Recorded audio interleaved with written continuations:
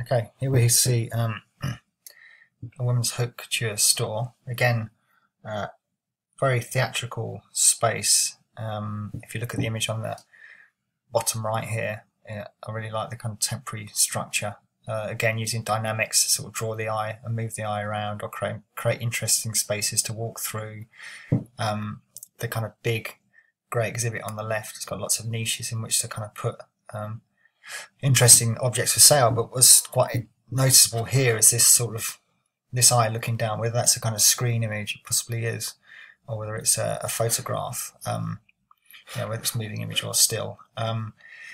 It's what it's doing is directing the viewer's gaze, and here this eye is kind of looking downwards in towards the direction of the objects on display. And I think this is a very clever, again, rich, layered use of space. Once they've kind of come up with this sort of strange building-like design, it gives them the opportunity. The design is so clever, it gives the designers the opportunity to kind of really play around with how they use that space. So again, very immersive. What's to take from this is just variety, and kind of visual interest is created by kind of having this sort of referencing, if you like, to old buildings with the kind of accretion of lots of different little objects. And all it is a kind of piece of wood with lots of nails, other bits of wood nailed on, painted. And that kind of simple construction, but unified by kind of painting in one colour, accents all of the kind of brightly coloured or separately lit objects that are within that space.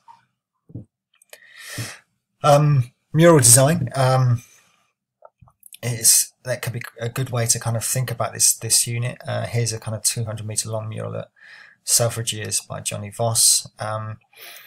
Again, you can see on the bottom right here, there's the reference to the actual subject matter, Selfridges, and then there's all of these other, ideas, visual ideas around it that are associated with, or that Selfridges want associated with their store, their company. So again, the artist would be drawing and researching, drawing as many different artifacts as possible, and then kind of using those to sort of weave this narrative of this long image that will be, a kind of signature part of the store and engage, clientele as they're kind of moving around. This is a trade fair for the consisted exclusively of its own products. The Serafini Stage Room Conversational Island. And again, what can we take from this? It's the dynamics of shape.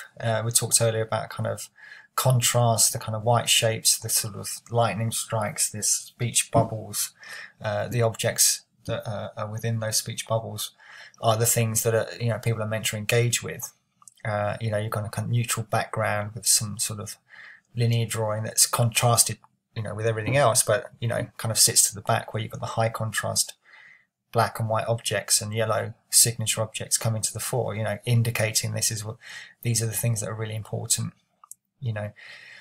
for people to look at. But then the other kind of drawings, the linear drawings on the brown background, are there as a kind of more fun, engaging, playful aspect to help direct the kind of audience around the trade fair.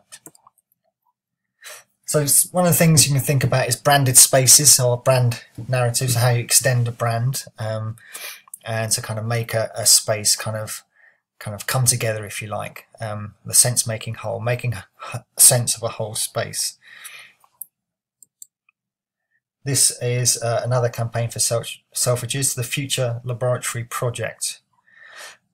Personalized fragrance store, and here you can kind of again see sort of careful research working out of what this space would look like, how then to kind of I guess these people in it are actors, dressing up as sort of pseudo scientists, making the store a kind of very scientific looking place, so that it communicates the idea, I guess, of the kind of scientific rational process that goes into making a particular perfume.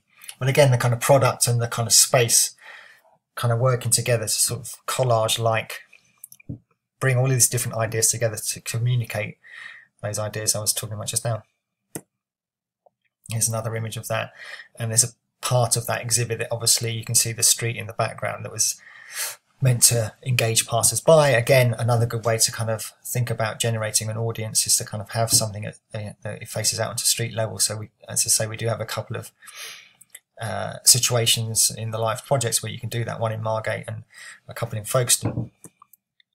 Here we see a more branded space. This is MIT by Pentagram, and how the brand is sort of played with, and lots of different versions of that brand across different spaces, and it kind of helps someone find their way around. You know, it's very good wayfinding, but it's also very good kind of use of branding and extending that branding. This is Victor and Rolf fashion by Studio Job. Again, there would be a big kind of research discussion about the nature of that collection, and then, you know, the designers will go off and kind of collect a lot of imagery and play with that imagery to start to think about how they would create this kind of unified space. And if you think about the nature of a kind of fashion show, this is absolutely spectacular. So it creates this kind of very impactful kind of scenography, if you like, for this fashion house. Spatial practice, you know, if you're kind of want to play with anamorphic design is where you kind of have one single standpoint where everything that you've done in that particular space comes together as one thing. So I don't know if you can kind of tell from this space here, it's not one image superimposed on another, it's painted space, but that painted space is, that circle appears once you stand in a particular position, but if you move out of position, it would look like a kind of random series of marks across the space. So this is what anamorphic is.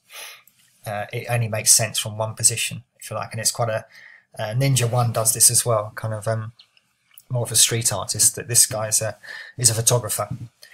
Interestingly, a photographer that kind of plays with painting in space. So it's one of the ways that you can think about making your artwork and then having the photograph as the end result. You know, the documentation of the piece is very important. Although you can see on the right hand side here, there's wire around this, so this may have been an exhibit, but often these images are just shown as photographs. This is Tsuyu Fujimoto Architects, the Serpentine Pavilion. You can see the Serpentine here. They often have these architectural projects out on the lawn in front of the pavilion, and this was one, and United Visual Artists made this electrical storm happen inside there. So they kind of made, using LED lights and sound and all sorts of kind of recordings of the hums and buzzes of you know, electric pylons. They kind of created this atmospheric event. Event creation is one of the things that you can consider as well. You know, if you've made an animation, where do you show it? I mean, is it worth creating an event, or you know, making animation to do with sound or music? You know, do you then kind of try and align that with a particular project within, you know, a musical venture like City Sound Projects or the kind of Vaughan Oliver Pixies event? Okay, that's all for this lecture now. Just like to kind of go back to a couple of the slides just to kind of recap, I guess, on the whole thing. This idea of mise en scène, what you put in a space. Now, a lot of the examples you've seen, they're extremely well funded, you know, and highly commercial, and possibly quite elitist. So you may have, you know, and we show them to you because we want you to be ambitious. But what you know, would like you to consider for this unit is this idea of what you put on stage and how you kind of best